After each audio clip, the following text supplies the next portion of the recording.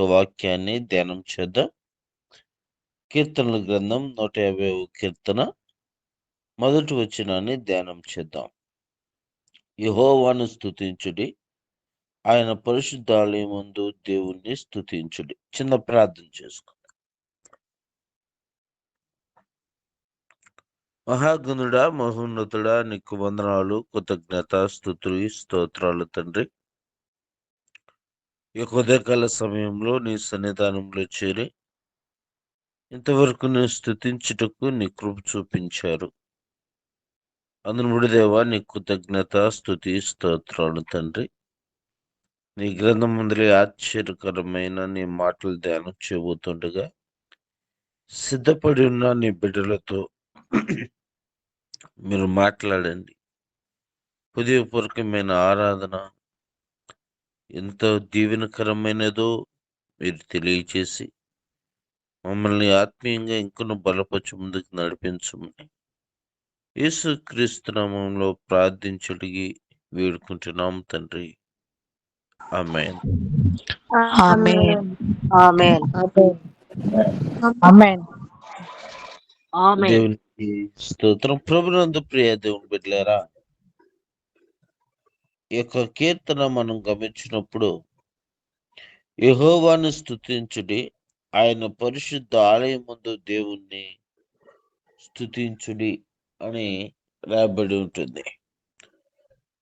దేవుని ఆలయం ముందు, ఏ ఆలయం అంటే పరిశుద్ధ ఆలయం ముందు దేవుణ్ణి స్తుతించుడి అని రాయబడి ఉంటుంది.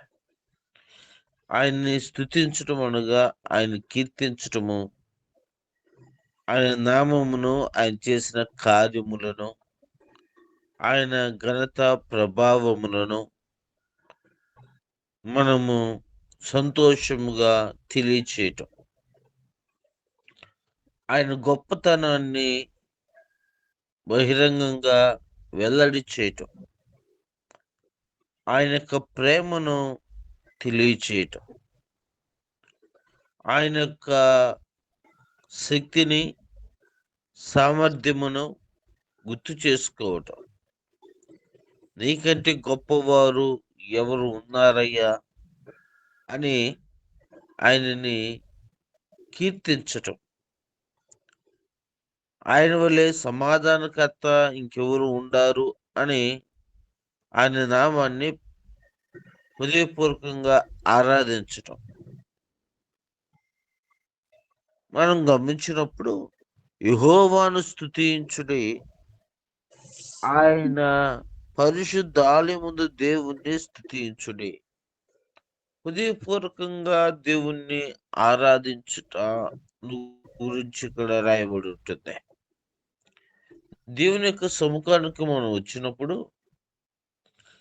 ఆయనను హృదయపూర్వకంగా కృతజ్ఞత, స్తుతులు, స్తోత్రాలు చెల్లించే వ్యక్తులుగా మనం ఉండాలి.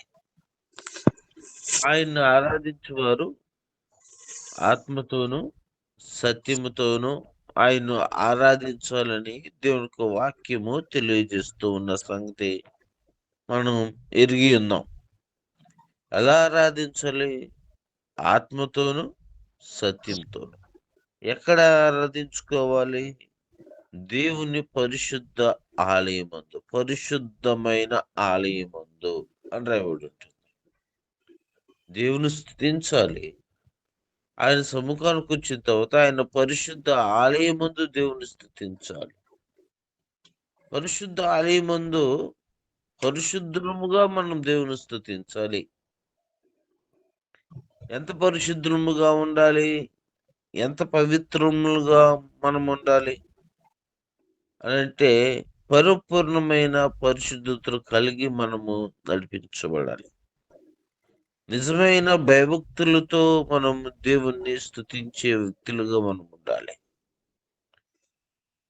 ఒక దినాన యెషయా భక్తుడు దేవుణ్ణి స్తుతించేది చూస్తూ ఉంటున్నాడు. దేవదూతలు ఆరాధించుట చూస్తూ ఉంటున్నాడు. ఆ ఆరాధన చూచిన తర్వాత, ఆ స్తుతియాగము అర్పించుట చూచిన తర్వాత, ఆ స్తుతియాగమును వాళ్ళు పరిశుద్ధులు, పరిశుద్ధులు, పరిశుద్ధులు, ఆయన గొప్పవాడు అని దేవదూతలు దేవుని నామాన్ని బట్టి స్తుతిస్తూ ఉంటే, ఆ పరలోకపు యొక్క పట్టణపు పునాదులు కదిలించబడుతూ ఉంటే, యెషయా భక్తుడు అంటున్నాడు, నేను అపవిత్రమైన పెదవులు కలిగిన వాడును అని అంటున్నాడు. అనగా నా పెదవులు అపవిత్రంతో కలిగి ఉన్నాయి. అంటే అనేక చెడ్డ మాటలను, అనేక రకాలైన మోసకరమైన మాటలను, బూతులను, ఇహలోక సంబంధమైన వాక్చాతుర్యం కలిగిన వాడుగాను నేను ఇన్నాళ్ళు మాట్లాడానే. ఇలాంటి పరిశుద్ధమైన నామాన్ని ఉచ్చరించుటకు నేను యోగ్యుడను కాను. అయ్యో, నేను అపవిత్రమైన పెదవులు కలిగిన వాడినే అని దేవునితో మాట్లాడుతూ ఉంటున్నాడు. ఆ పరిశుద్ధ నామాన్ని పరిశుద్ధముగా దేవుని స్తుతిస్తున్నప్పుడు, ఆరాధిస్తూ ఉన్నప్పుడు, ఆయన నామాన్ని ఘనపరుస్తూ ఉన్నప్పుడు, పరలోకం యొక్క పట్టణపు పునాదులు కదిలించబడి అంటే ఆ స్తుతి యాగానికి అది ఎంత బలమైన స్తుతి యాగం. దేవుణ్ణి ఏ విధంగా వాళ్ళు పరలోకంలో స్తుతిస్తూ ఉన్నారంటే, దేవుని చేత నిర్మించబడిన పరలోకపు పట్టణపు పునాదులు గడపలు కూడా కదిలించబడుతూ ఉంటున్నాయి అంటే ఎంతగా వాళ్ళు మైమర్చిపోయారో దేవుని స్తుతించటంలో. మరొక ఆలోచన లేదు. మన ముందు గొప్ప దేవుడు ఉన్నాడు. ఆయన ఆరాధించటానికి మనం ఏం ఆలోచన చేయకూడదు. ఆయన కీర్తిని వెల్లడిపరచటానికి మనమేమి ఆలోచన చేయకూడదు. ఎవరు ఏమనుకుంటారు, ఎవరు ఎలా ఆలోచన చేస్తారు అనే భయము మన హృదయంలో ఉండకూడదు. హృదయమారా దేవుని స్తుతించే వ్యక్తులుగా మనం ఉండాలి. దేవుణ్ణి ఆరాధించే వ్యక్తులుగా మనం ఉండాలి. ఒక దినాన మనకందరికి తెలుసు, ఒక రాజు దేవుని యొక్క మందసం ఎదుట ఏమని ఎలా స్తుతిస్తూ ఉంటున్నాడు, ఎలా ఆర్భాటం చేస్తూ ఉంటున్నాడు, దేవుని యొక్క సన్నిధానములు ఎలా కీర్తిస్తూ ఉంటున్నాడు అంటే, నాట్యమాడుతూ వాయిద్యములు చేస్తూ ఆయన స్తుతిస్తూ ఉంటున్నాడు. తనను ఒక రాజు అన్న సంగతిని మర్చిపోయాడు అక్కడ. కారణం ఏమిటంటే, రాజులకు రాజు, ప్రభులకు ప్రభు, గొప్ప దేవుని యొక్క సన్నిధానానికి మనం వచ్చిన తర్వాత మనమందరము చిన్న పిల్లలమని జ్ఞాపకం చేసుకోవాలి. ఆయన ఎదుట మనం గొప్పవారం కాదు, మనం తగ్గింపుతనము కలిగి మనం జీవించాలి. ఎంత తగ్గింపుతనం కలిగి ఆయన స్తుతించాలి అని అంటే, మన ఈ ఏహపరమైన అధికారములంతా కూడా బయట విడిచిపెట్టి ఆయన సన్నిధానంలోకి వచ్చిన తర్వాత సంతోషంతో చప్పట్లు కొడుతూ సంతోషంతో ఆయన నామాన్ని ఉచ్చరించాలి. ఏదో పలికి పలకనట్లుగా స్తుతించే వ్యక్తులుగా, ఎవరు కట్టేసినట్లుగా, లేకపోతే గట్టిగా మాట్లాడితే ఆ క్రమశిక్షణ లేని వ్యక్తులుగా ఉన్నట్లుగా ఎట్లాగా అయిపోతూ ఉంటాము. ఎక్కువగా గొంతు వినపడకూడదు, చాలా తక్కువగా వినపడాలి, అట్లా కాదు. చక్కగా నువ్వు దేవుని సముఖానికి వచ్చావంటే ఎలా స్తుతించాలంటే, నీ ఐహికపరమైన అధికారములన్నిటిని పక్కన వదిలివేసి ఆయన సన్నిధానంలోకి వచ్చిన తర్వాత చిన్నపిల్లలు ఉండేవాళ్ళే చప్పట్లు కొడుతూ ఆ పాటలతో నీ స్వరం కూడా దేవుని సముఖంలో వినపడాలని దేవుని హృదయమార స్తుతించుటకు ఇష్టపడాలి. ప్రభునందు ప్రియ దేవుని బిడ్డలారా, ఆ విధమైన స్తుతి యాగము దావీదు తన రాజరికాన్ని వదిలివేశాడు. ఒక రాజుగా ఉండి ముందు హుందాగా నడుచుకుంటూ పోలేదు ఆయన.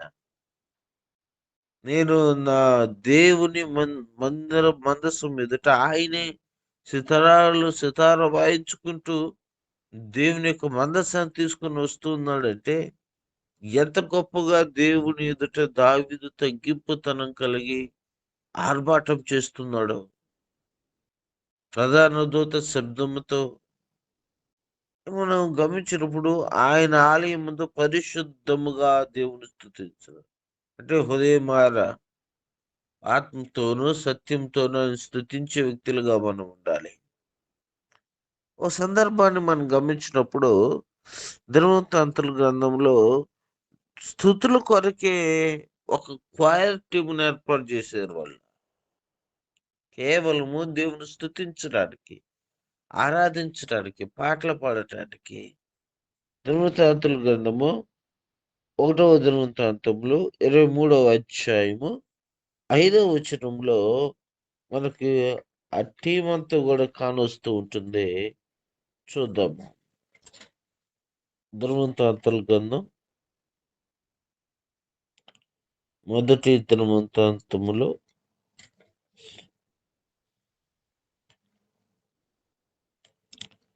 23వ అధ్యాయం 5వ వచనం కాంచి అక్కడ ధ్యానం చేద్దాం. 4,000 మంది ద్వారపాలకులుగా నియమించబడి మరి 4,000 మంది స్తుతి చేయి నిమిత్తమై దావీదు చేయించిన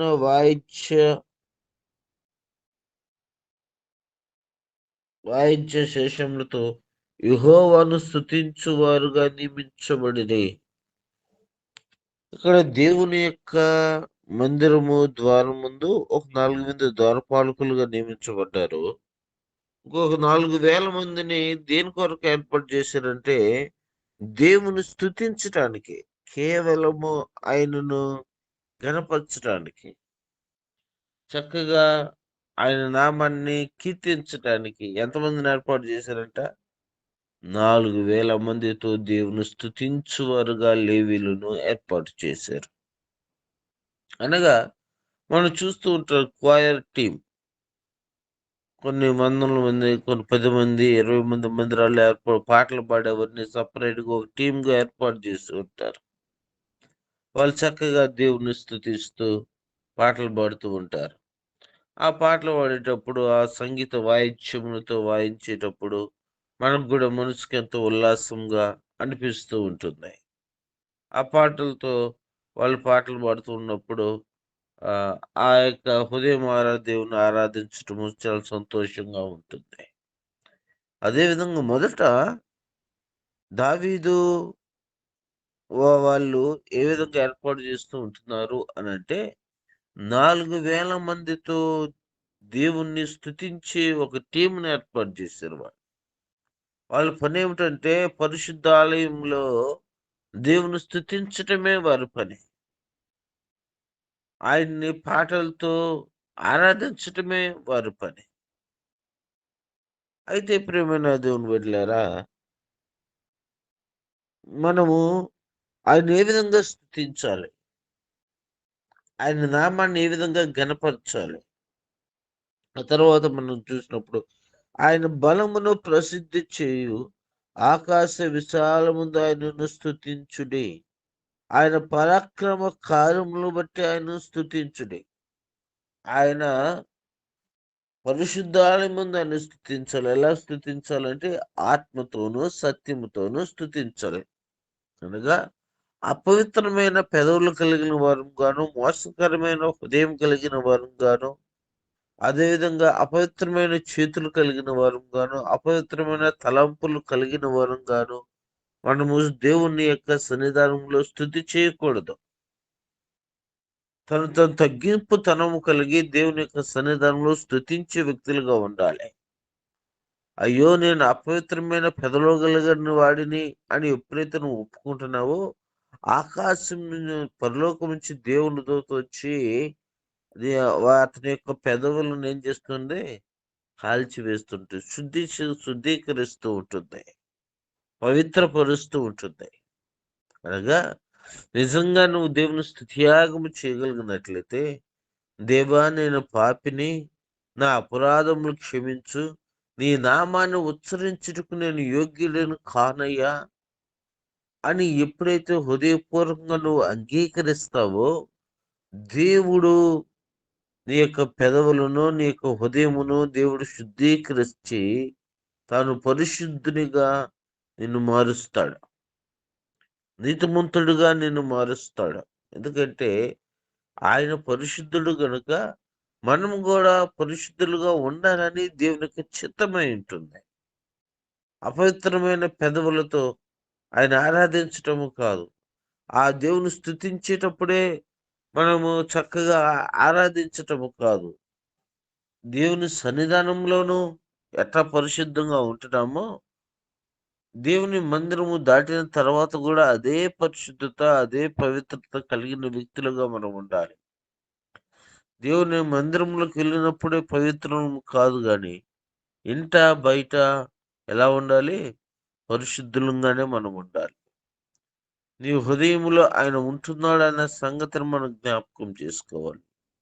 నీ హృదయం అనే ఇల్లు ఆయనకు ఆలయంగా మార్చుకుని, నీ హృదయం అనే ఇంటిలో ఆయన ఉన్నాడని హృదయపూర్వకంగా దేవునికి స్తుతియాగం చెల్లించే వ్యక్తులుగా మనము ఉండాలి.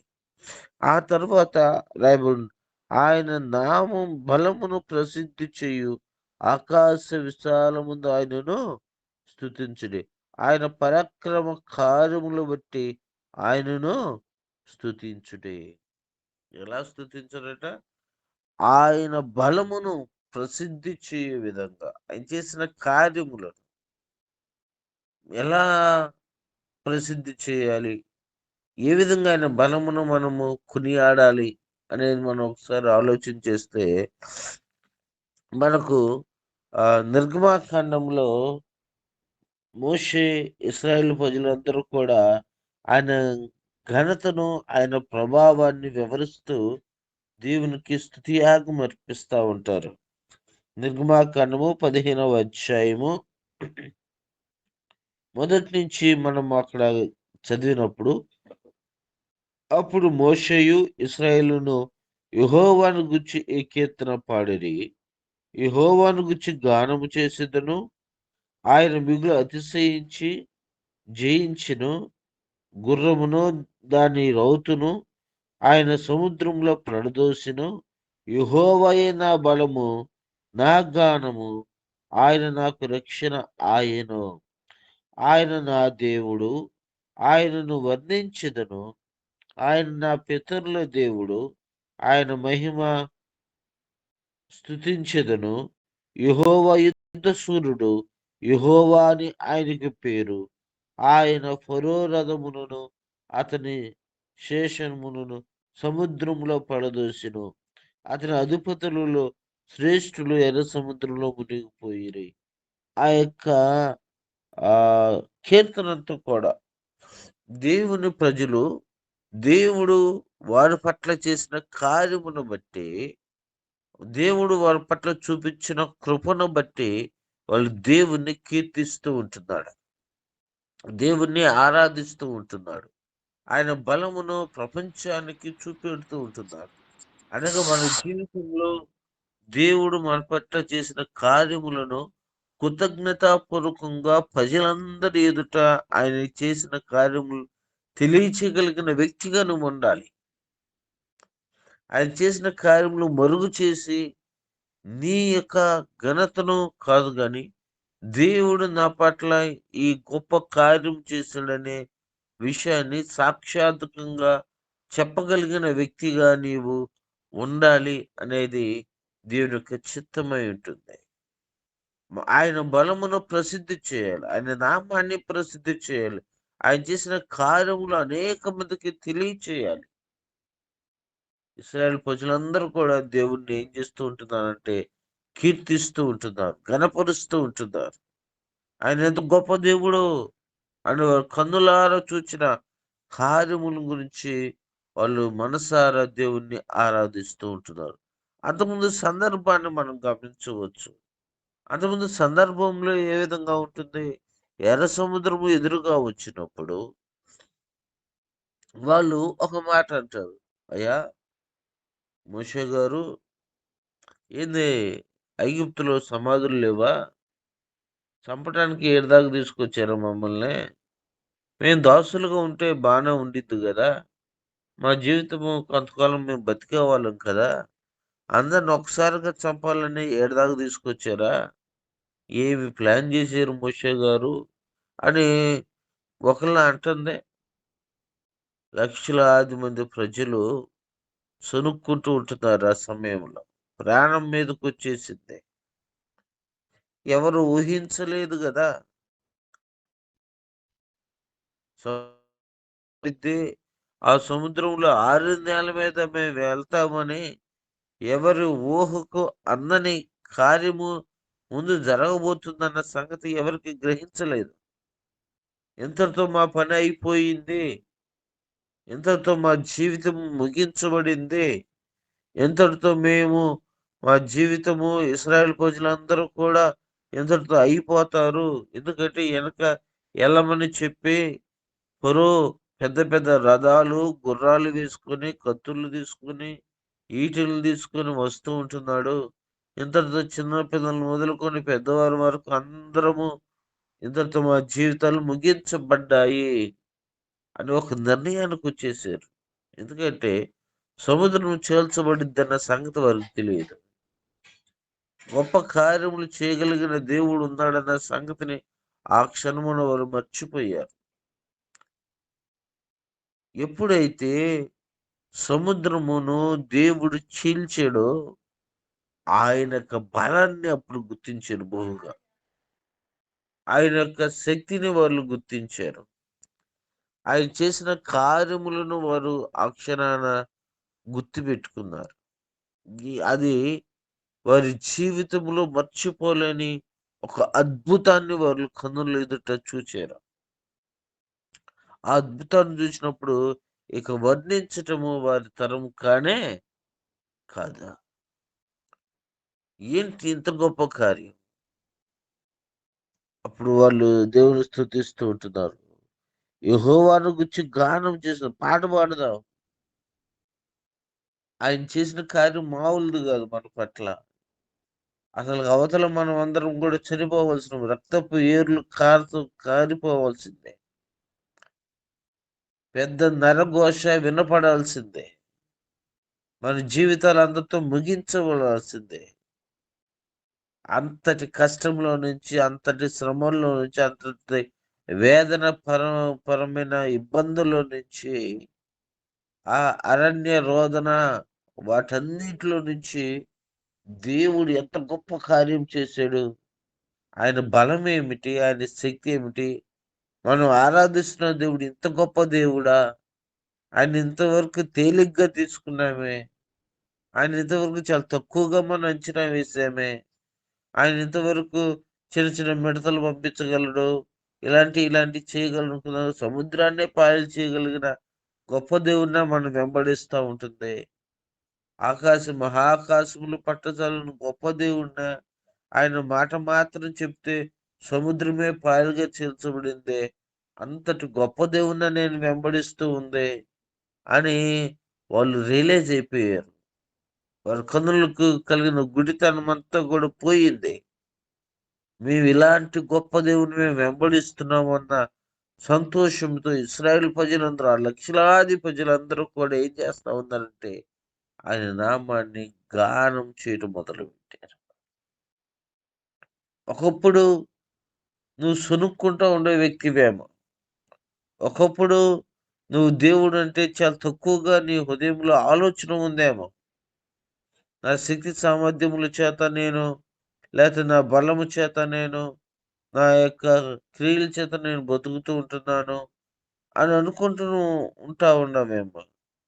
దేవుడు ఆ యొక్క కష్టములో నుంచి, ఇబ్బందుల నుంచి నిన్ను ఆ శ్రమల్లో నిన్ను గురి కానీయకుండా, ఇబ్బందులకు గురి కానీయకుండా నిన్ను విడిపించి పక్కకు తీసుకొని వచ్చిన తర్వాత ఎలాంటి కష్టము లేకుండా ఆరిన నేల మీద నీ కొరకు సముద్రాన్ని చీల్చివేశాడు. అసాధ్యమైన కార్యాన్ని సునాయాసంగా దేవుడు నీ కళ్ళ ముందు జరిగించిన తరువాత ఎంతగా దేవునికి కృతజ్ఞత చూపించాలి.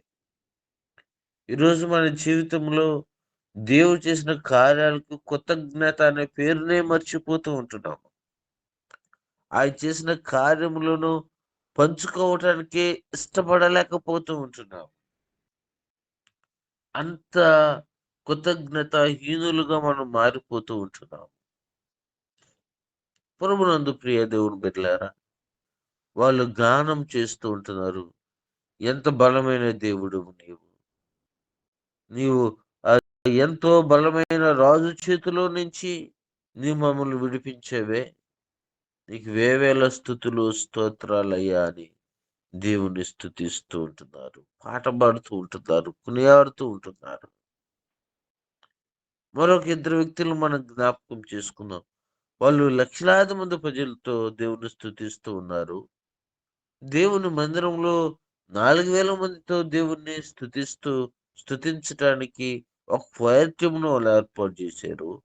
కష్టంలో మేలు చేసి, కష్టపడుతూ, దుఃఖపడుతూ చెరసాల్లో ఉన్న ఇద్దరు వ్యక్తులు దేవుని స్తుతిస్తూ ఉంటున్నారు. ఆ స్తుతి యాగానికి చెరసాలపు పునాదులు కదిలించబడుతున్నాయి. మొదట ఒకరు మనం గమనించినప్పుడు, దావీదు అనే ఒక వ్యక్తి రాజై ఉండి కూడా దేవుని ఎదుట తన అధికారాన్ని, తన యొక్క గొప్పతనాన్ని తీసివేసుకొని ఒక చిన్న పిల్లవాడిలాగా దేవుని స్తుతించటానికి, ప్రజలు ఏమనుకుంటారో, ఇంకెవరు ఏమనుకుంటారో, మంత్రులు ఏమనుకుంటారో, సైన్యాధిపతులు ఏమనుకుంటారో, సైనికులు ఏమనుకుంటారో, ఇతన పాటలు పాడుతా ఉంది, ఇతన రోడ్డు మీద డాన్స్ వేస్తూ ఉంటుంది, ఎలాంటి వ్యక్తిని మేము ఎన్నుకున్నది అనే సంగతులన్నీ మర్చిపోయాడు దేవుని ఎదుటకు వచ్చినప్పుడు. అంటే లోకం వైపు చూడలేదు, దేవుని వైపే చూచాడు, దేవుని ఆరాధిస్తూ ఉన్నాడు దావీదు. రెండోదిగా మనం గమనించినప్పుడు, దేవుడు చేసిన కార్యములు బట్టి అంతకుముందు సొనుక్కున్న ప్రజలందరూ కూడా దేవుని కార్యమును చూచినప్పుడు వాళ్ళు ఎలా ఉండారంటే, దేవుడు చేసిన అద్భుతాన్ని సంతోషం, ఇంత గొప్ప దేవుడినా మేము వెంబడిస్తుంది అని వాళ్ళు దేవుని స్తుతిస్తూ ఉంటున్నారు. ఒక్కడిగా ఉన్న యెషయా దేవుని యొక్క దర్శనాన్ని చూచినప్పుడు, అయ్యో నేను అపవిత్రమైన పెదవులు గల వాడినని తను దేవుని ఎదుట ఒప్పుకుంటున్నప్పుడు, దేవుడు తన యొక్క దూత చేత అగ్నిని పంపించి అపవిత్రుడైన వాడిని పవిత్రుడుగా మార్చి ఆయన్ని పరిశుద్ధపరుస్తూ ఉంటున్నాడు. మరొకటిగా మనం గమనించినప్పుడు, ఇద్దరు వ్యక్తులు మేలు చేసి కీడును అనుభవిస్తూ ఉంటున్నారు. అయినప్పటికీ దేవుడు ఆ శ్రమలలో సైతము దేవుని ఆరాధిస్తూ ఉంటే, పౌలు శీలయు చెరసాల పునాదులు కదిలించబడుతూ ఉంటున్నాయి. ఎవరేమని స్తుతించుంటారు, గొప్ప దేవా ఎంత మేలు చేసావు, ఆ బిడ్డ యొక్క జీవితంలో కలిగిన ఆ యొక్క దెయ్యం పట్టిన ఆ స్థితిని అంతటిని కూడా విడుదల చేసావు, నీవంటే దేవుడు లేడయ్యా అని వాళ్ళు దేవుని స్తుతిస్తూ హృదయపూర్వకంగా ఆయన ఆరాధిస్తుంటే, చెరసాల పునాదులు కదిలించబడుతూ ఉంటున్నాయి. చెరసాల నాయకుడు ఆ యొక్క కార్యమును చూచి రక్షణ ఆనందాన్ని పొందుకుంటూ ఉంటున్నాడు. మన యొక్క స్థుతి ద్వారా, మన యొక్క ఆరాధన ద్వారా రక్షణ లేని వారు రక్షణ పొందుకునేటట్టుగా ఉండాలి. రక్షణ దొరకని వారు ఆ యొక్క స్థుతి ద్వారా దేవుని యొద్దకు నడిపించబడే వ్యక్తులుగా ఉండాలి. దేవుని యొక్క స్తుతి నామము ద్వారా అనేక మంది హృదయాలు ఏం చేయాలి, చీల్చబడాలి. ఒక సముద్రం ఏ విధంగా చీల్చబడిందో హృదయాలు చీల్చబడాలి. దేవుని యొక్క నామాన్ని చూడగలగాలి. ఆయన మహోన్నతమైన ప్రేమను ఆ పాటల్లో చూడగలగాలి. ఆయన్ని వెంబడించగలగాలి. అయ్యా ఇలాంటి గొప్ప దేవుడిని మేము ఇన్నాళ్ళు విసర్జించాము అన్నట్లుగా వాళ్ళు దేవుని ఎదుటికి నడిపించబడాలి ఆ స్థుతి ద్వారా. ఆ విధంగా అపవిత్రమైన పెదవులతో కాదు గాని, పవిత్రమైన పెదవులతో దేవుని మనము స్తుతించాలి. సమయం అయిపోయింది కనుక ప్రియ దేవుని బిడ్డలారా, మనం నిరంతరము దేవుని స్తుతించే వ్యక్తులుగా ఉండాలి. పరిశుద్ధంగా ఆయన వెంబడించే వ్యక్తులుగా మనం ఉండాలి. అపవిత్రమైన పెదవులతో కాదు, మోసకరమైన బుద్ధితో కాదు, సనుగుడులతో కాదు గాని, దేవుణ్ణి పరిశుద్ధంగా ఆయన ఆరాధించినప్పుడు, స్తుతించినప్పుడు గొప్ప మేలును మన జీవితంలో చూడగలుగుతాం. అటు కృప పరిశుద్ధాత్మను దేవుడు మనకు కలుగు చేయను గాక. ఆమేన్. నమ్మకం కలిగిన మా తండ్రి, గొప్ప దేవుడా, నీకు వందనాలు, స్తుతులు, స్తోత్రాలు. స్తుతులకు పాత్రుడవు, ఆరాధనకు యోగ్యుడవు, నీకు వందనాలు, స్తోత్రాలు ప్రభు. అవును నాయన, అయా మేము ఎక్కడున్నా, ఏ ప్రాంతంలో ఉన్నా, ఏ స్థలంలో ఉన్నా ప్రభు, అయా పరిశుద్ధులుగా నిన్ను స్తుతించే వారిగాను, పరిశుద్ధత కలిగి నాయన నిన్ను ఆరాధించే వారిగాను కృప చూపమని ప్రార్థన చేస్తున్నాను ప్రభు. నీకు వందనాలు. అవును నా తండ్రి నాయన, అయా మీరు నాయన మా హృదయ అంతరంగములను విరిగిన దేవుడు ప్రభు, నీకు స్తోత్రాలు. అవును నాయన, మా హృదయాల్లో తొంగి చూసే దేవుడు ప్రభు, నీకు వందనాలు చెల్లిస్తున్నాను ప్రభు. అయా మనుషులు నాయన పై రూపాన్ని చూసేవారు ప్రభు, అంతేకాదు నాయన ప్రభు, అయా మేము మందిరానికి వచ్చిన దినమే మరి పరిశుద్ధులుగా ఉండటం కాదు కానీ ప్రభు, మరి నాయన ప్రతి నిత్యము, ప్రతి గడియ, ప్రతి స్థలంలో ప్రభు, అయా మేము పరిశుద్ధులుగా ఉండి నిన్ను స్తుతించుటలో, ఆరాధించుటలో ప్రభు, అయా మేము నాయన ప్రభు, అయా ఉండుటకు కృప చూపమని ప్రార్థన చేస్తున్నాను ప్రభు. అవును నాయన, ప్రతి స్థలంలో మీరు స్తుతించబడుతున్న దేవుడవు, వేలేల పరిశుద్ధ దూతలతో ప్రభు ఆరాధించబడుతున్న దేవుడు ప్రభు, నీకు వందనాలు, స్తోత్రాలు చెల్లిస్తున్నాను నాయన. అవును నాయన, ఇదిగో ప్రభు, అయా మేము నా తండ్రి నాయన ప్రభు, అయా స్తుతించుట, యెహోవాను ఆరాధించుట, యెహోవాను స్తుతించుట మంచిది అని చెప్పి ప్రభు మీరు అంటూ ఉన్నారు. నీకు వందనాలు, స్తుతులు, స్తోత్రాలు. అయా మేము అందరం కలిసి నాయన ఈ ఉదయ కాలంలో, అయా ఈ దినమున మా యొక్క సంఘాల్లో నా తండ్రి ప్రభు, అయా నిన్ను స్తుతించుటకు, ఆరాధించుటకు కృప చూపి దయ చూపిన దేవుడవు, నీకు వందనాలు, స్తోత్రాలు చెల్లిస్తున్నాను తండ్రి. అంతేకాదు నాయన ప్రభు, అయా మా హృదయాంతరంగంలో ఆయన మీరు తొంగి చూసి మమ్మల్ని పరిశీలన చేసి మమ్మల్ని గర్దించే దేవుడు ప్రభు, నీకు వందనాలు, స్తోత్రాలు చెల్లిస్తున్నాను. అవును నాయన, మీకే మహిమ, మీకే ఘనత ప్రభు. అయా మేము తగ్గించుకునే వారిగా ప్రభు, అయా నిన్ను హెచ్చించే వారిగా అయా మేము ఉండటానికి కృప చూపమని ప్రార్థన చేస్తున్నాను తండ్రి. అయా ఈ దినమంతయు నాయన ప్రభు, అయా నీ యందు భయం కలిగిన వారిగా, భక్తి కలిగిన వారిగా, అయా గొప్ప నమ్మకంతో నాయన నిన్ను విశ్వసించి ఆరాధించే వారిగా, నిన్ను స్తుతించే వారిగా కృప చూపి దయ చూపమని ప్రార్థన చేస్తున్నాను తండ్రి. అవును నాయన, అయా మా ప్రార్థన నాయన, మా స్తుతులు ఎలా ఉన్నాయో ప్రభు, అయా మనుషులు చెప్పటం కాదు కానీ ప్రభు, అయా మీరు గ్రహిస్తున్నారు, అయా మీరు మమ్మల్ని గమనిస్తున్నారు ప్రభు. అయా నీకు వందనాలు, స్తోత్రాలు. మేము నాయన మనుషుల దగ్గర నాయన భక్తి కలిగిన వారిగా ప్రభు, అయా నిన్ను ఆరాధించే వారిగా ఉన్నామేమో తండ్రి. అయా మమ్మల్ని విరిగిన దేవుడు